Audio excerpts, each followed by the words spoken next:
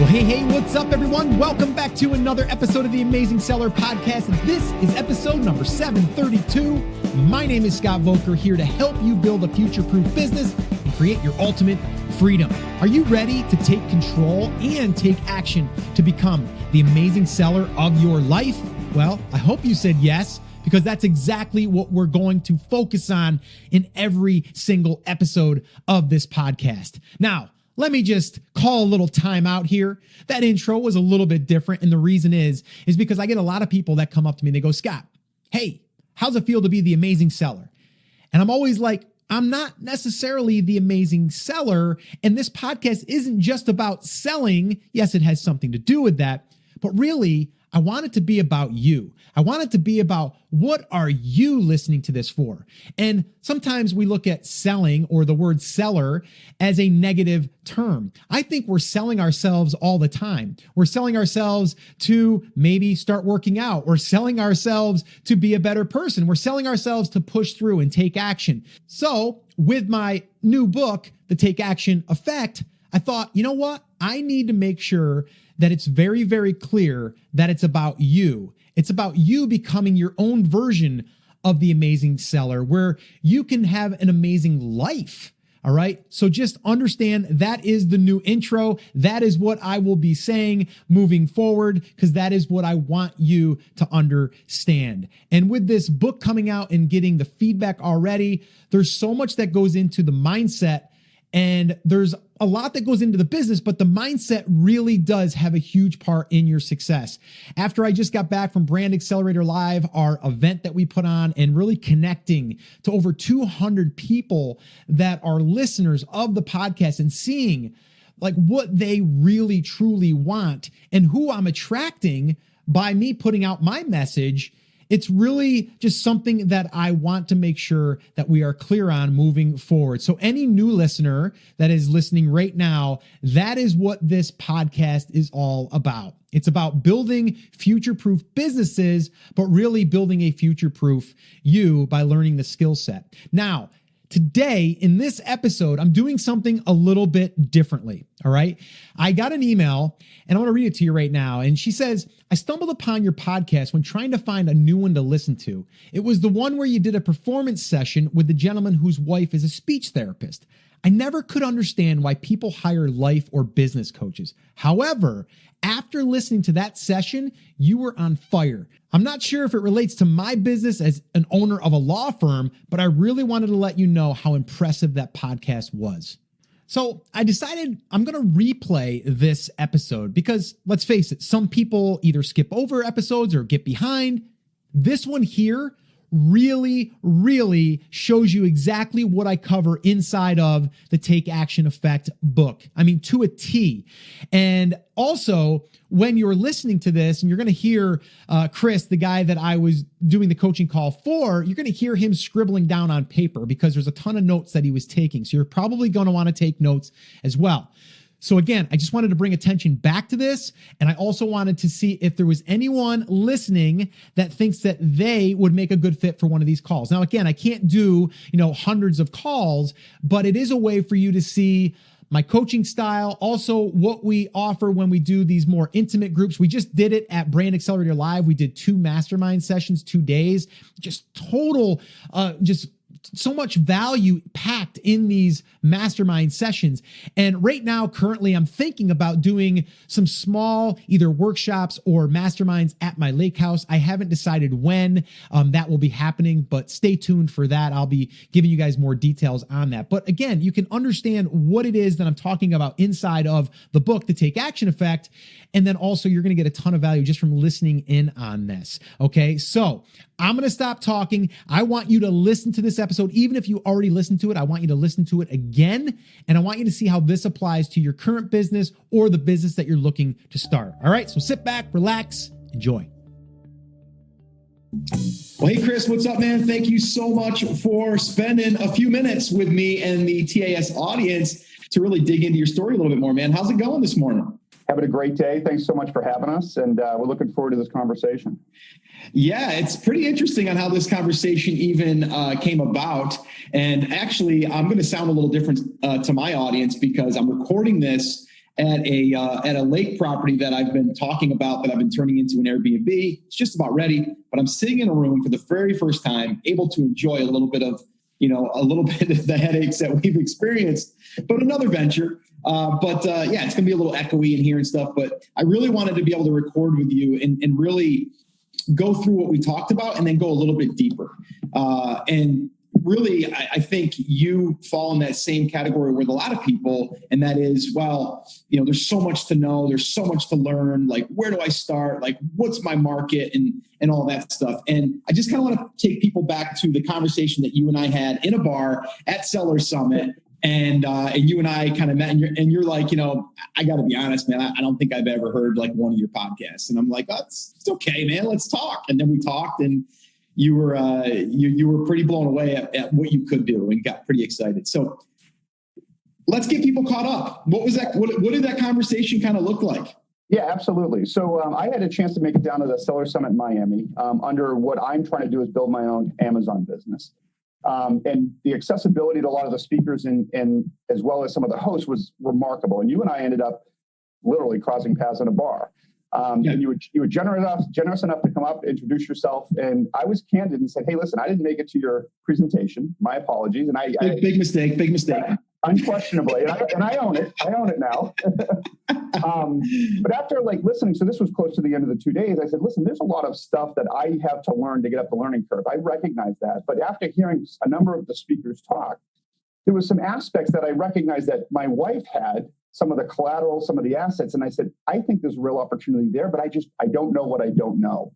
And we started just talking a little bit about where we could take what her business is doing and maybe drive it to the next level. Yeah. And, I recall you and I, talking and stuff, and you're like, listen, I just want to sell, I want to get started. I want to sell product. I want to, I'm here at an e-commerce event. And I think what I told you was, and I'm going to tell you again here too, because you said something that I'm correcting a lot of people now, is that you're not creating an Amazon business. Let's get that out of our vocabulary. That's a risky statement nowadays, because if you're building an Amazon business, that means you're building on rented land. You're building on something that can be taken away from you in a blink of an eye. And I actually just it will be airing depending on when people are listening to this. I received a Voxer message from one of my Inner Circle members, and he recorded a message directly to me personally telling me that he got accepted into this beta program with Amazon.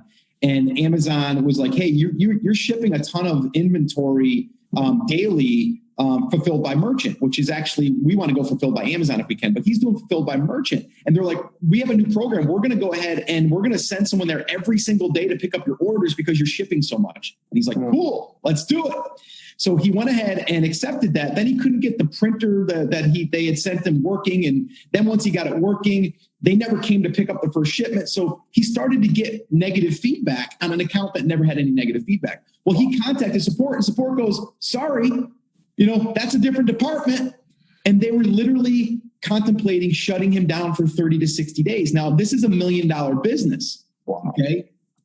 So that's what we're talking about. So it all worked out for him. He dodged the bullet. He got someone that he talked to there that made sure that this would not happen. At least we don't think so. But he's also building a brand brick and mortar. He's also building a brand that's on his own e-commerce place, and he's doing digital products. So, he's diversified, but it's still a lesson to be had here.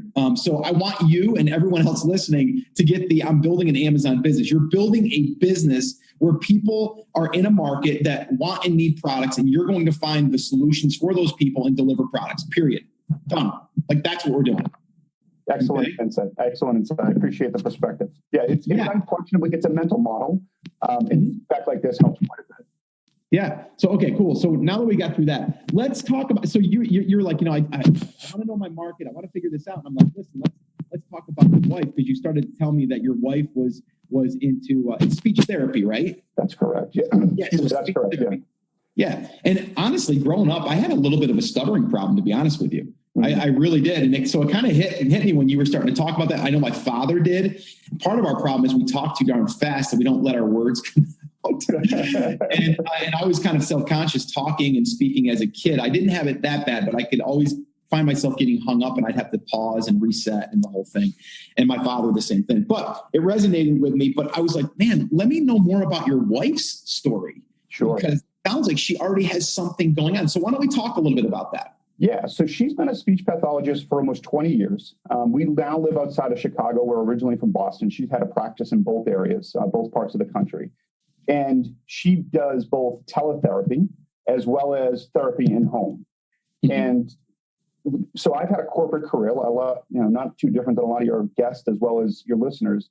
And typically the economic dynamics were disproportionate, right? I'm bringing home the money. She's helping the little kids, but I always try to reinforce with her, you're actually changing people's lives. Like, you're teaching people how to communicate. Like, there are literally kids that come into her that can't say a word.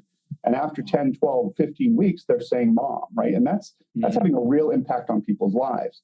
And over the course of the last 4 or 5 years, she's done a remarkable job of kind of building her skill set out. So now she's trained in a technique called prompt. Happens to be one of the only folks in the greater Chicago area that does that tool. She's built herself her own website. She's got a blog. She has an Instagram account. So she has all these tools. And it kind of feels like we're just doing it for the sake of doing it. There's not a cohesive message necessarily. We're not sure how to leverage them quite as well. And probably the most important piece is she's getting ready to publish a book. And this was actually probably the most unique proposition of all of her assets was she's actually found a way to take speech therapy into the water. And it happens to be a pool setting. So the pool setting for her and for the kids is emotionally charged. There's a number of different aspects and emotional things that come out of that, as well as tactile things that come out of being in the pool. And it turns out she's the only one in the country doing this. So as you and I started talking about this story, you're like, I really think you have something here. And that's where I'm like, all right, how do we figure this out? And that's kind of how we landed with my wife Nanette's business. Yeah. And I was like, well, wait a minute here. We're kind of sitting on, like, most people are looking for their market, right? Mm-hmm. They're like, what is my market? Like, what am I good at? What am I an expert at? Or what do I keep talking to people about? People ask me about how to catch more bass. People ask me how to, I just had a pest control guy here. I'm sure that pest control guy can tell me a whole bunch of stuff about how to treat my house, how to protect my house, how to keep the mosquitoes away, blah, blah, blah, blah, blah. But I don't have that, but he does. And when you started telling me that your wife's doing this on a daily basis, I'm like, we're sitting on an expertise here that's not being leveraged, right? And what I mean by that is your wife is really doing like one-off coaching in a sense, to where she's like, all right, sign up for 10 weeks and we'll go ahead and then we'll see how it goes. And then we'll sign you up for another 10 or whatever the schedule is. It's very similar to, training. Basketball training, baseball training. I've been in that world with my kids forever. They charge a lot of money and I sign them up, So for you guys, it's like all I'm seeing now, and that's what I kind of said to you, was like, it's kind of already there for you. You just have to extract the assets and then start to plant those assets out in the marketplace. So that way you're discovered from people that aren't just in your local area. And I think a book is a great way to do that. But one simple way for you guys is to get your wife on video. Like, I think your wife needs to get on video and she needs to come up with whatever those 5 things are, those 10 things that she's doing and that she's doing on a regular basis with new clients. She needs to reverse engineer that and take that and then break that down into something that she can put out there on video. So talk to me a little bit more about the video. So again, I'm gonna recognize and acknowledge that I'm a novice, right? So is that so when you say video, I think YouTube, is that the right channel? Yes. Okay. It's 100%. I just literally had this conversation with 2 ladies yesterday, and they're potential guests. We weren't sure yet because they weren't sure they wanted to reveal what they were selling and stuff. But they were 2 sisters, and I went through the exact same thing I'm going through with you, and that is, if you can start with video, perfect. Because here's what this does. It instantly bonds you with your potential customers, right? Yep. You're going to see the excitement, the passion in your voice, the tears, the joy, right? All of that stuff is going to be seen in video. So that's one huge advantage. The other thing is, YouTube is a very, very well-known search engine. People go there, how to help with stuttering, yep. right? People go there. They want to learn, right? So if you go there, people show up, you start to plant these seeds of different things that people are searching for. And then from there, they're going to lead back to you. So that's like step one in your case, like that would be step one. Don't worry about how to like go out there and edit the video. Like that's easy. You can go to services like FreeUp, FREEEUP. There's 3 E's in FreeUp in this business. And it's basically Nathan from FreeUp. He actually started that business, and it's where you can hire virtual assistants to help you with these tasks. So that's like nothing. Like, don't worry about the first question they asked me yesterday was like, well, how do I edit? I go, wait, shoot the video first. Yeah. Right? Then we'll worry about how to edit it, right? Like, let's get the ideas. Like, what do you map it out first? What are the 5 or 10 things that your wife would be talking to a new client with? Break those down, chunk them down, create 10 videos, 5 videos, whatever, 10 minutes each, 5 minutes each. What's the guideline on length, if you will? So should these, I don't want them to be 4 minutes, I don't think, but are they 30-second clips? Like, give me some guardrails on that. Okay. Well, the thing is they need to be as long as they need to be to get the result that you're trying to give them. Okay. So don't fall into the thing, well, I heard someone say that if you stay under 10 minutes, you get better search traffic. If you get under 4.3 seconds, you do this, right? Like, let's not get that granular. Okay. Let's just say, get to the point. You don't want to be just jumping on video and being like telling your backstory on every single video, right? We all are limited on the amount of time that we have in the day, right? So if someone's coming there, what are they showing up for? What did they search for? And then remind them of that. So you're going to list it in the title, and then you're also going to say it. So it's like, if the video's 5 ways to correct stuttering, hey guys, today I'm going to show you 5 things that help you stop or correct stuttering, right? Like it's going to be literally that simple. Don't overcomplicate that. And then also, you want to also make some calls to action in there. So the calls to action could be like, hey, if you guys have any questions on this, comment, let me know. I'm going to be hanging out in the comments, and I will answer your questions directly. Also, if you found this useful, like it, share it, do whatever you can to make sure that others can get value from this video as well. I want to help as many people as I possibly can. And then the last thing is, if you want to get more videos like this to help you, subscribe to the channel.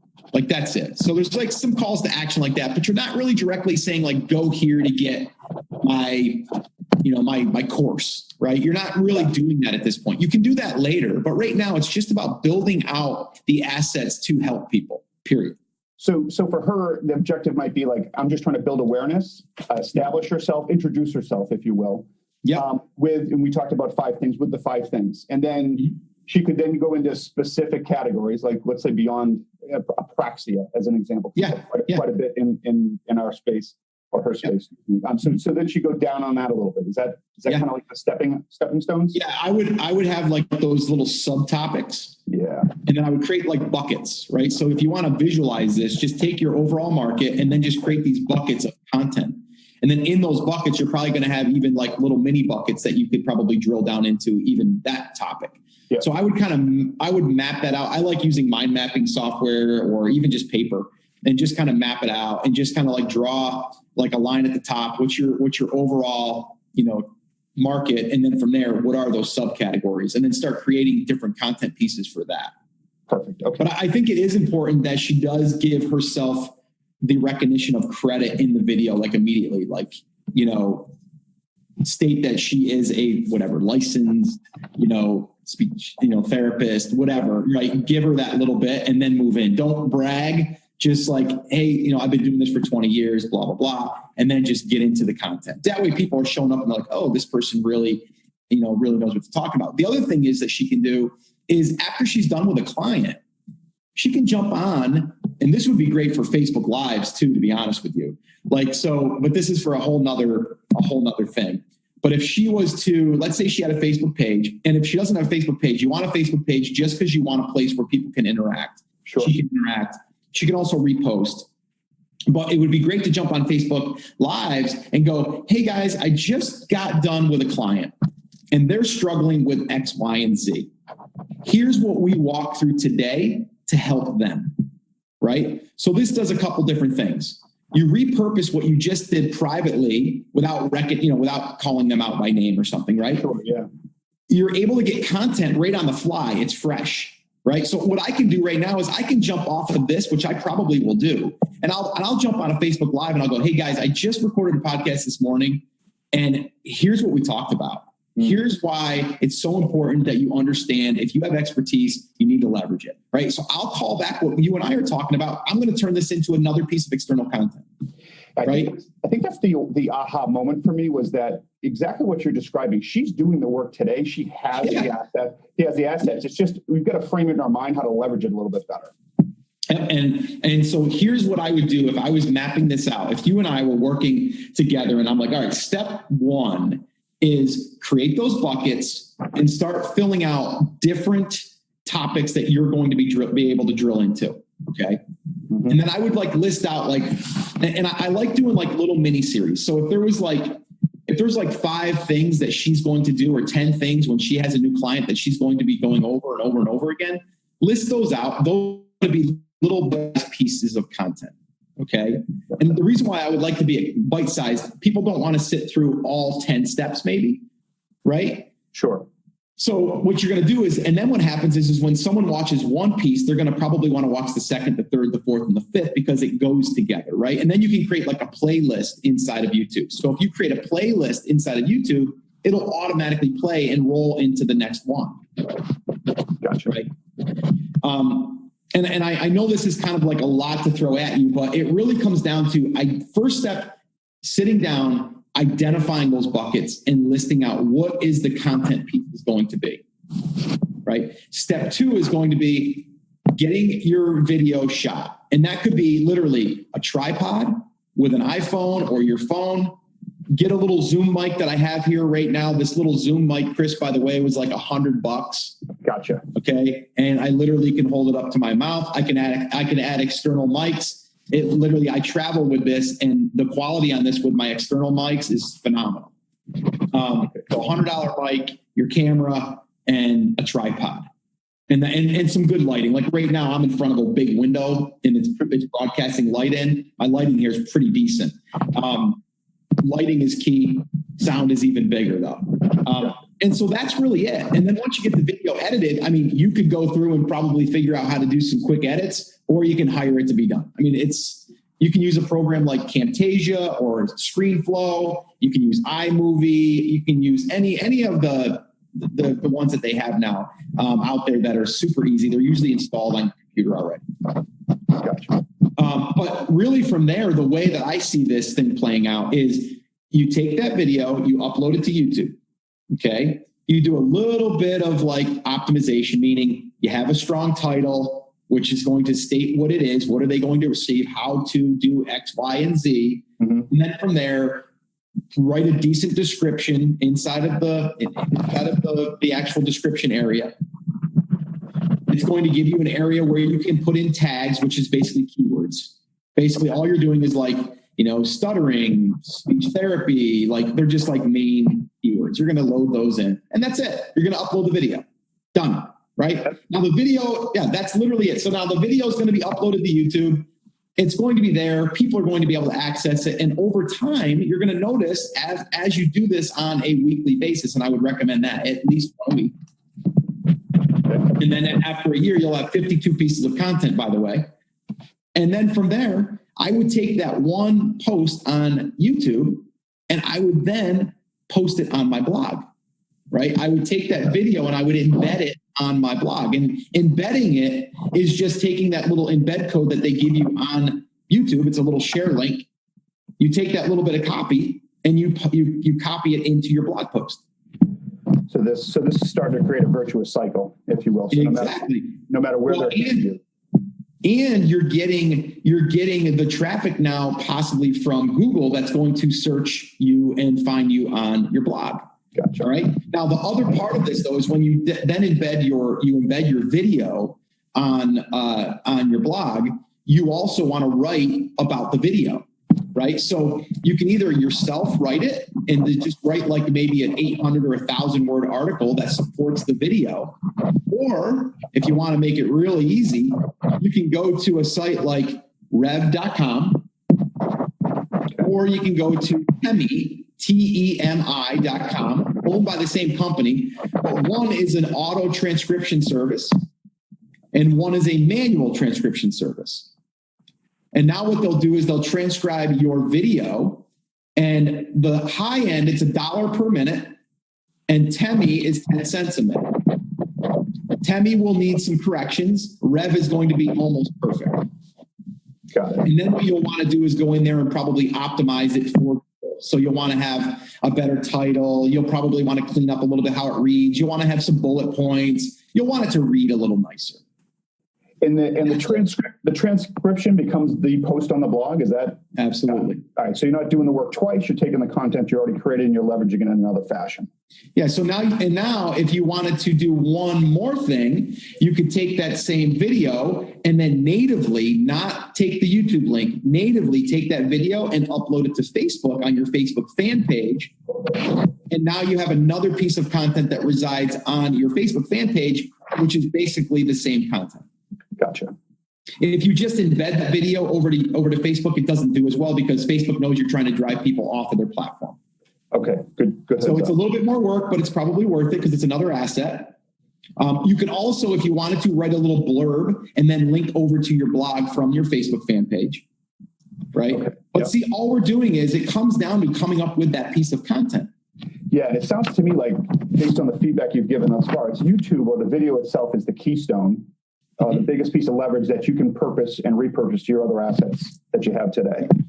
Now, one other way that you could do this, again, I'm throwing out just like different scenarios on how you could leverage the video and the content. All right. So the way that I've done it here a little bit recently, and I like it because sometimes what happens is, let's say that your wife gets all ready and you guys get ready to start shooting the video.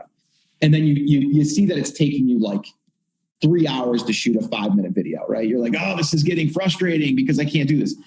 Well, if you jump on Facebook Live, I just start, even if there's only one person watching, maybe it's, one of your relatives watching. Sure. It forces you to start and then stop when you're done. You might have some ums, you might have some ahs, you might make a little mistake and make fun of yourself because you made a little bit of a mistake, whatever, right? But what this does is it gets you out of I got to create a perfect video, right? Gotcha. So what I've done, and I find that this works really well, I actually have someone else in my inner circle who's been doing this as well, and it's been working because we all fall into that, I want to make sure it's perfect, I keep starting and stopping. So what you would do is you'd go to Facebook, you would go ahead and do a Facebook Live. And again, with Facebook Live, if you're all done and you don't like it, you just hit delete. Sure. Yeah. But what you do is you take that video now and you download the video. You take that video from Facebook and then you upload it to YouTube. And now you do the same process from when you were uploading your video from YouTube, and you do the same exact thing. Over onto YouTube in this case. So you're taking your Facebook Live and you're putting up onto YouTube. Yep. And then from the YouTube, then you would go and embed that over on your blog. Then you would transcribe, blah, blah, blah, the whole thing. Gotcha. So that's another way to kind of force yourself to create video. So is YouTube enough in this process that you've given, which is remarkably helpful? Is that enough to get a following? Do I have to? Yeah. So again, I don't know what I don't know. Is that enough to get a following? It is enough to get a following. There's a lot more that we can do. But again, you don't have to do it all. This year, if you did all this and you're like, all right, Scott, I'm ready for the next step. What do I do? Right? Like the next step would look like this. You want to start building an email list immediately. Okay. So that email list would look like something like, if you found that you have one topic that is like a crazy topic where people are just always searching for, your video is really doing well on it, or your wife is always like constantly fixing this one problem, that might be the lead magnet, as we call it. All right. So that's something, think about something like, hey, I'm going to show you how to catch more bass to win your next bass tournament. There's 5 things that you need to understand on how to do. If you want to know all 5 of those, I just put together a little mini training. You can go over to xyz.com, grab it over there, and people will opt in for that. Okay, you can start building your email list with this. Now you're going to drip out that content through an email. Plus, you get to let people know, hey, just shot a new video on YouTube. Go watch it. Hey, I just sent a blog post. I just did that. Go check it out. Right. So this will allow you to start amplifying your content with people that are interested in your market. Brilliant. Okay. So that's what I would do there. And I would say, even if you only have like 5 people coming to your blog, I would still put an email opt-in on that page. Even if you don't know what that lead magnet's going to be yet, I would say something like, sign up to get helpful tips to correct your child's speech impediment or whatever, right? Like whatever the I don't know what the language is, but you get what I'm saying. Sure, yeah. So that's what I would do there. I would put up something, because something is better than nothing. An easy way to add an email opt-in without getting too much into the weeds, there's a service called a little software tool called Hello Bar. Hello Bar is exactly what it is. It's a little bar that floats at the top of your website, and you can put little pop-ins and stuff like that, and that will be there. It's like a little sticky at the very top, and it could say, want to receive weekly updates or weekly tips to improve your child's speech. Click here, and then it would allow them to enter their name and email address, and then from there they would be on your email list. And what are you producing for them? A PDF, or is it a link to a page? What's the reciprocation there? Well, it depends what you're delivering. If you're delivering maybe a guide that is going to get, and probably in your case, if your wife's releasing a book, it might be one chapter in that book. Gotcha. Okay. Right. Or here's one of the top chapters in the book. Grab it here free, and then that would be a good upsell. You could upsell the full book on the back end if you wanted to. Gotcha.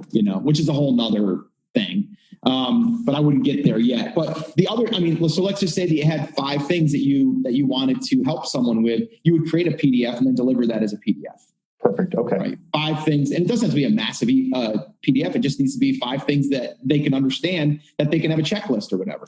Yeah, so you're hitting right on it. And a lot of folks come to her. So you mentioned this. A lot of folks come to her at different age stages. What should my son or daughter be doing by 2 or 4? What should they be doing by 5 or 6? What should they be doing by 7 or 8? And this is words as well as sounds and utterances and so on. And she gets those questions constantly. So it sounds like, again, we have an asset in the books on the table here that we could be leveraging better. So I think that's exactly what you're describing. 100%. And I think once you get down the line, again, not to get too far ahead of where we're going here, but you could have them pre-select who they are on your website too when they arrive. So double click on that a little bit for me. Can you? Yeah. So let's say, for example, someone came to your website and you know that some people are looking for information about their child that is under 2. Mm-hmm. And then you have another one that's between like 3 and 5. You can say on your website, you can have a little survey thing come up and say, which best describes your issue. I see. Okay. And now you can deliver content that's going to specifically target those people. So they're segmenting themselves. Exactly. And you're giving them the right messaging. Yep. There's actually a service called Right Message. And basically it pops up on the website. It's like a little pop-up on the bottom of your website, almost like a little chat window. Okay. And it'll say like, hey, what best describes where you are currently? Like we have one on TAS right now that it popped up on the bottom and it says, where are you in your entrepreneurial journey? Just a beginner, novice, expert, right? Yeah. Now what we can do is we can then tailor our messaging to them, because if someone's just starting, they don't want to know how to run paid ads, right? But they want to know how to pick their market. Perfect. So, and that's a constant like evolving thing. There's other ways that we can segment them. Let's say, for example, that let's say someone joined your email list, and then the immediate email that they got was an email that said, "Hey, let me know a little bit more about you." Mm-hmm. And then in that email, you give them 3 things to click on. Whatever one best describes them. If they click on one of them, it will tag them inside of your email tool, like ConvertKit. Oh, wow. Okay. Yeah. So that's the easiest simplified version way to do it. It's kind of like they sign up for the 5 tips to improve your child's speech or whatever, right?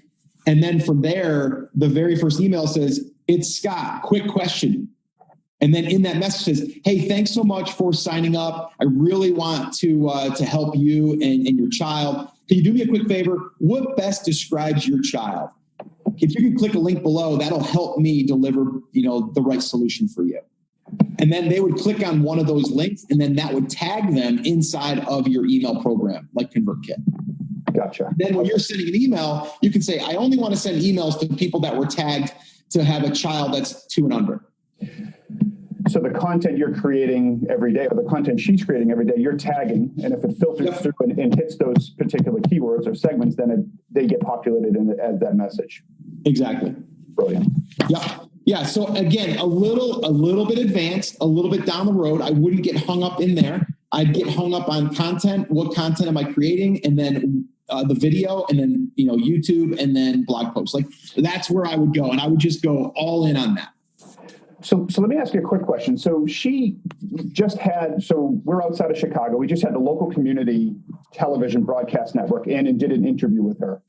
Nice. It's probably, I don't know, maybe 2 or 3 minutes. Yeah, is that a good introductory for her? So that was a local cable station, few 100,000 people in our area. Is that a good way to introduce herself, or should it be something a little more authentic? I think both, but I think why not put that up on the page like immediately or on the YouTube? The thing that's cool about that is you're able now to really display expertise because she's being interviewed, right? You get that full set. So if she's had any other media, you definitely want that. Any type of media also that she has been a part of or even written for or showed up in, you want to put those icons inside or onto your webpage. So this way here, it establishes that credibility.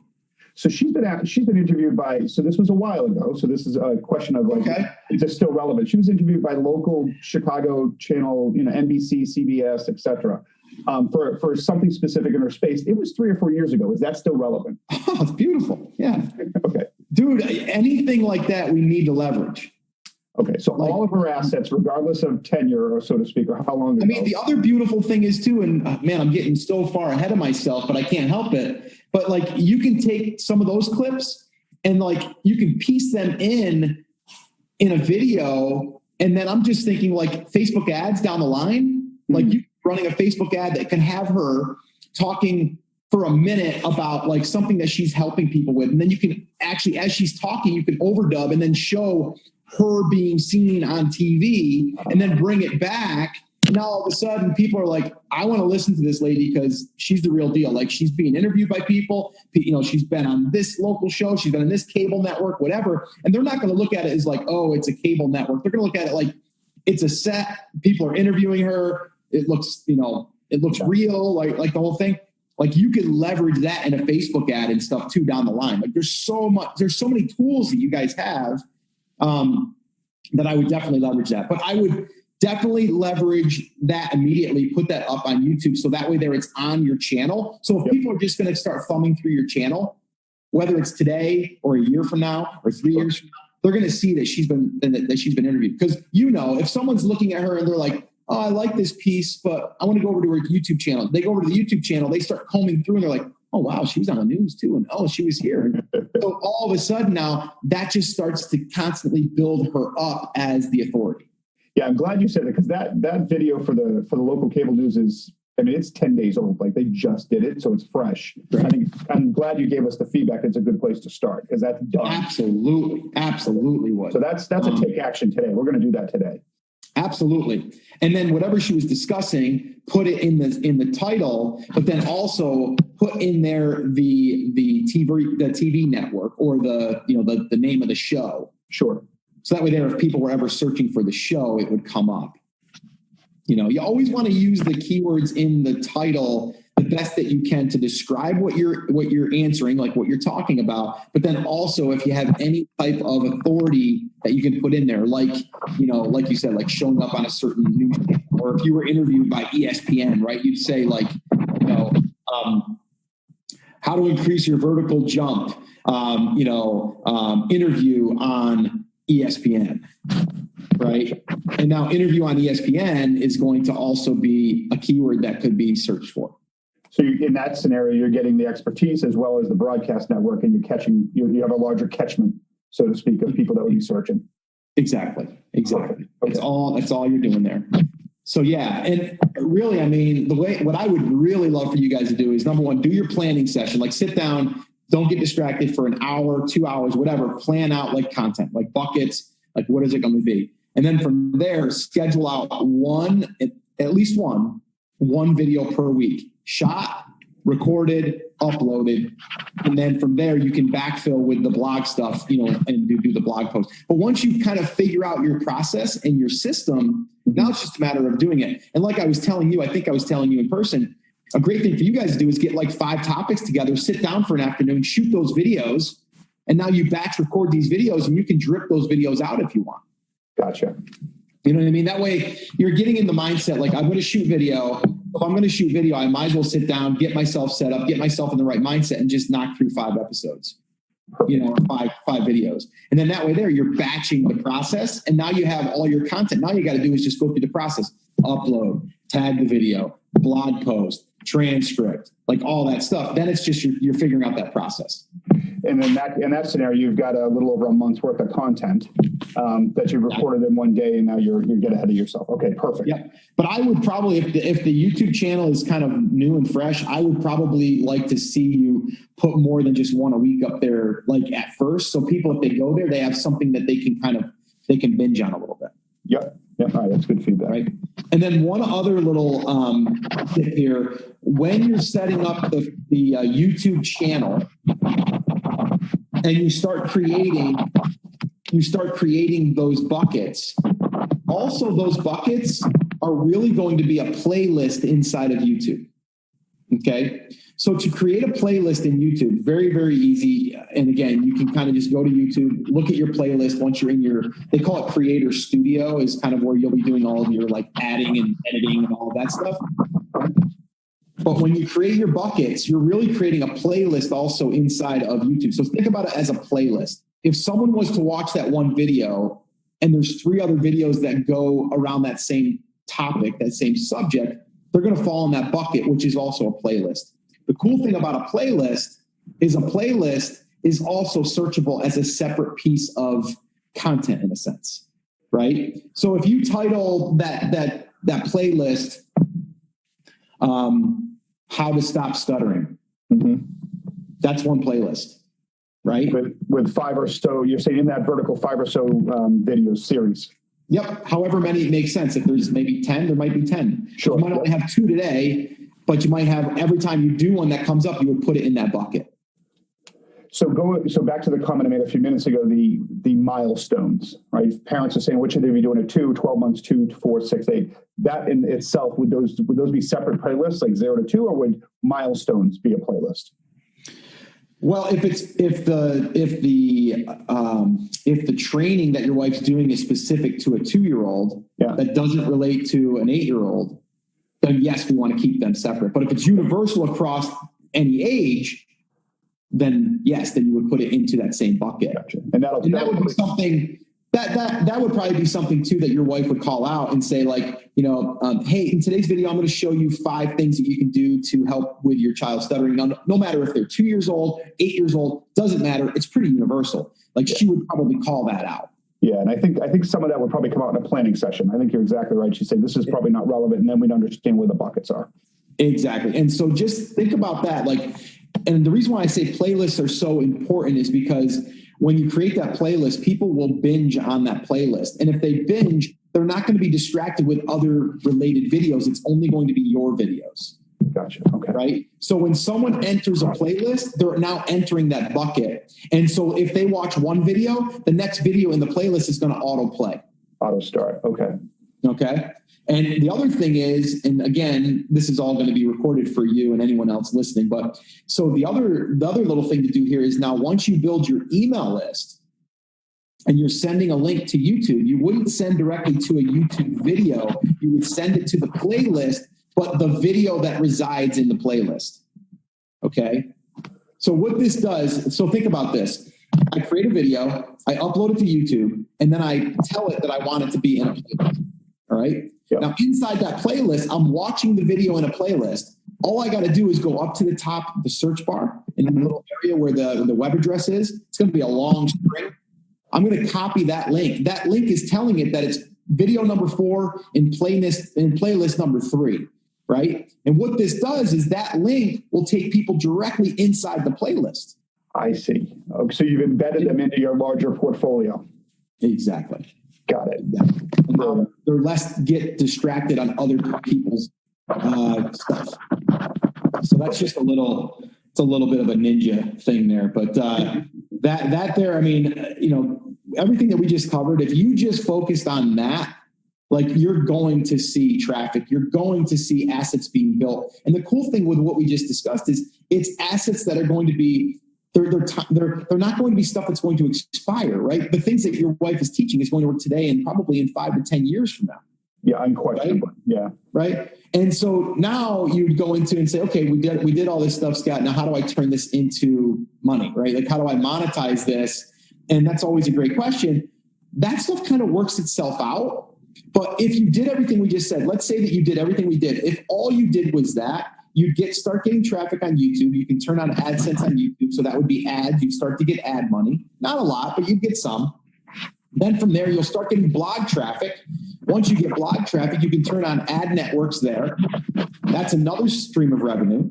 And then if there's any devices that your wife recommends that they buy, like, hey, here's this thing that you should get. It's a, I know for certain conditions and stuff, like the fidget spinner was actually designed for, people that couldn't stay focused, right? Like, exactly right. Yep. Right. So that could have been a thing that your wife could have recommended if it was obviously in your market. But you see what I'm saying? If there's an aid of some kind that's a physical product, your wife can link out to that product. I would suggest finding it on Amazon, signing up to be an affiliate for Amazon products, which is you're an Amazon associate.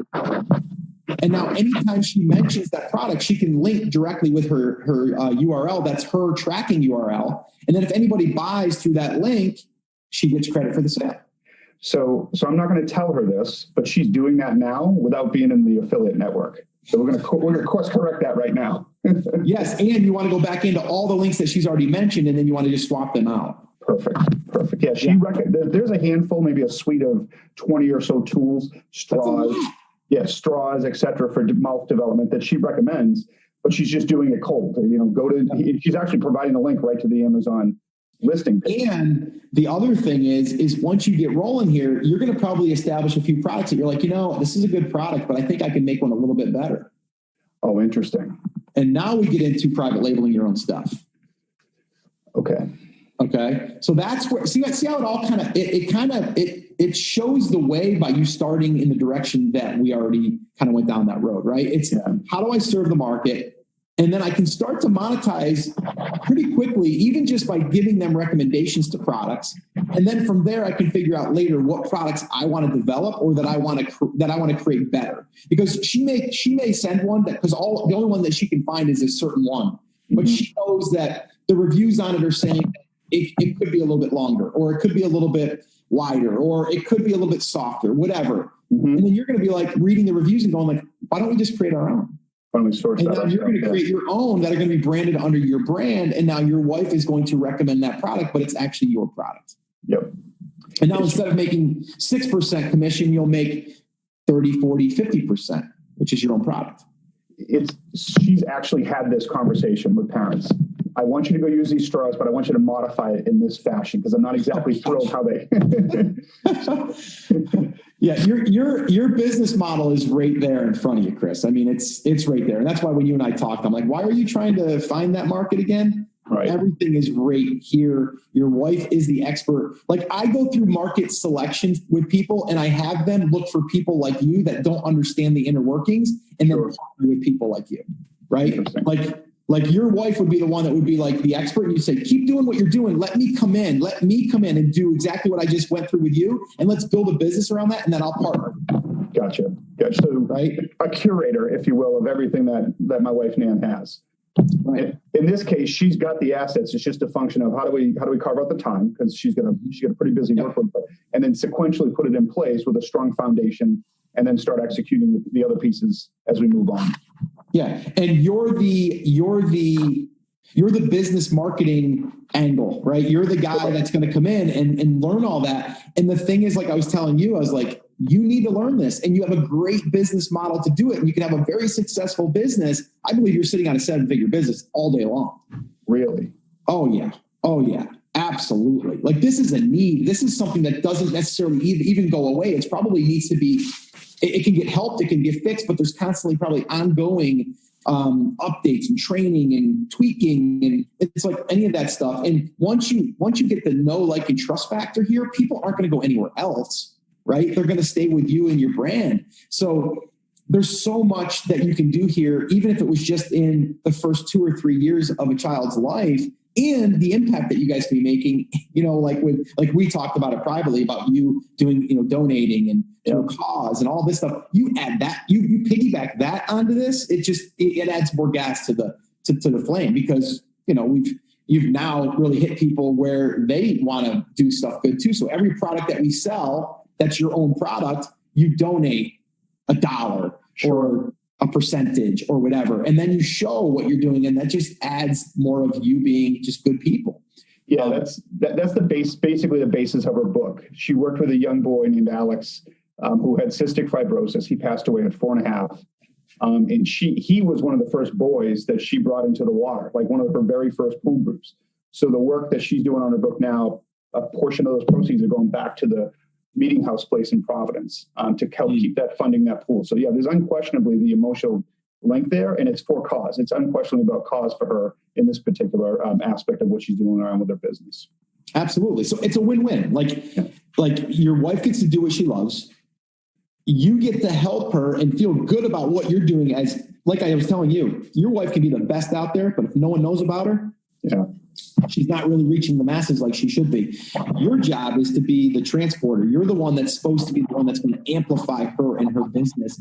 And now it's going to become your business, because you're just as much helping people as she is, because you're getting it out there. Sure. Right. And that's what you need to get behind. Like when my wife and I started our photography business years ago, I wasn't the photographer. It wasn't my passion. My passion was being able to finally get to stay home with my kids and be able to be part of their life.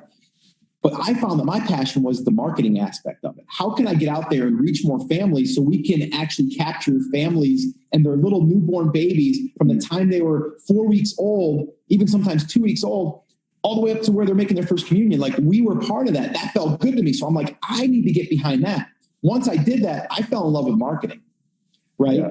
And that was my passion. It's still my passion. Here we are talking about marketing, right? Because that's what we're generally doing here is we're marketing, and marketing gets a sleazy word. It's really about taking what you have or what you know and what you want to do and really just getting it out there, getting the attention in the market.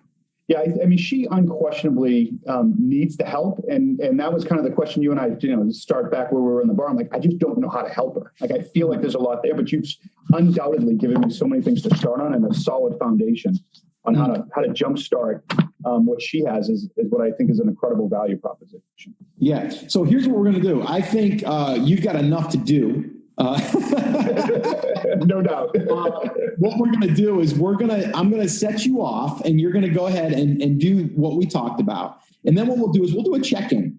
We'll do a check-in, and maybe 4 to 6 weeks. We'll see where you're at. Obviously, in the meantime, if you have any questions, I want to help you. I think it's a great cause. I'd love to have just a small little portion of the ability to help you help others as well. But yeah, so the deal is you gotta check in, and you gotta do your take action stuff.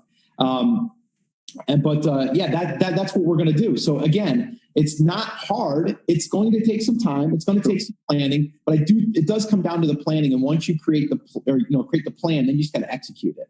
And then from there, we can do a lot of other things. One other thing I'll just throw at you, you'll be like, oh my gosh, like, that's crazy. I didn't do that. I just want to give you one more thing that'll blow your mind. So you were talking about building that mark or the list and getting in front of people and all that stuff. Well, here's another thing that you can do. And I would probably recommend doing this sooner than later. But once you have your Facebook fan page, okay, you're going to want to create an ads account. Now, an ads account is nothing more than just putting in your credit card information, signing up that you want to eventually start running ads on Facebook. Okay. They're going to, and I can send you over a link as far as maybe a little tutorial on how to set this up, but it's pretty simple. You're going to take a little snippet of code. It's a pixel, okay? It's a Facebook pixel. And what this pixel will do is it will start to build a custom audience from people that land on your page. Okay, so think about this. You install this Facebook pixel externally on your website. Okay, someone shows up to your website for just 1 second. Okay, it automatically starts to build a custom audience on Facebook that you can eventually retarget. You could put an ad in front of those people. So clarifying question, you said Facebook fan page versus her website. So if they land on her website or the Facebook page or either or? This one here is more for external, so your website. Okay, perfect. Got it. But with that being said, anybody that likes your page is now, you can target those people. Okay. Yep. And the other thing that's really good with video, this is another thing that's a little bit next level, but I'm going to throw it out there just so it's for the record. Sure. When she's creating video on YouTube or on Facebook, anytime she creates a video, there's constantly in the background, there's views that are being tracked by Facebook. So she can say anyone that's watched 25% or more of this video, or my 5 videos, or my 10 videos, I want to show them this video, or I want to show them this offer, or I want to direct them here. So now they're self-qualifying themselves by how much they actually watch of the video. So you're using the content in the background to basically build a targeting audience, 100%. Whether it be demos or sociographics or whatever the case may be. 100%. The tool will do that for you. Do you also embed that in YouTube, or is it just you embed it just on your website? YouTube has their own feature. I'm not honestly that up on YouTube, like ads even for that matter. Sure. Facebook is generally where it's at right now, but I've heard a lot of people have pretty good success on YouTube too. But YouTube, even though you're putting up videos, you can and pretty much are starting to build that audience as well. Okay. But again, Facebook is really cool as far as having the percentages. And like, even if they only watched like 10 seconds of a video, you can put them in an audience. But the thing is if they watch 25% or even 90%, like if someone watched 90% of a video, they're pretty darn indoctrinated already. Engaged, right? Yeah, undoubtedly. Yeah. So from there, that's where we can say, okay, anyone that's watched 90%, it might only be 500 people, but those 500 people know your wife, they like your wife, they trust your wife, they're getting value. They've stated it by how much they've watched and consumed. Sure. Right. So again, a little bit next level, but it's again why we want to kind of do this upfront work, which is create the content, the video, right? And then video is going to allow you to do this. Now, if you have an image on YouTube or on Facebook, you can't really do the same thing as you can with video because you're not watching something. Sure. Right. So anyway, just another little side tip. Don't get distracted with that, but it's there for when we want it. The pixel, I would say sooner than later, I would want to install that pixel on your website. Are you hosted on WordPress? Do you know? I think so. Yeah, actually, I think that's the tool she's using. Yeah. Okay. Yeah, it's pretty simple to do. And again, I can send you over a little video on how to set that up. It's pretty straightforward. I mean, you can even just go to Facebook and then look in their help guides on how to install a pixel and it'll tell you. Okay, perfect. It's super easy. But yeah, so I think we're good, man. I think you've got enough to set off your day and your week with. Was there anything else? Any other quick questions before we wrap up? No, I mean, this has been remarkable. And in genuine fashion, I really appreciate the time for all your listeners. Scott's been so proactive with helping people, and especially in my case. So this has been remarkable. It's actually my wedding anniversary, so I'm going to package this as a little gift. Nice. To my wife. So it's been a fantastic start to the day. So I appreciate everything you've done. Awesome. How long is there? What's your anniversary? How long? 14 years. Woo! Nice.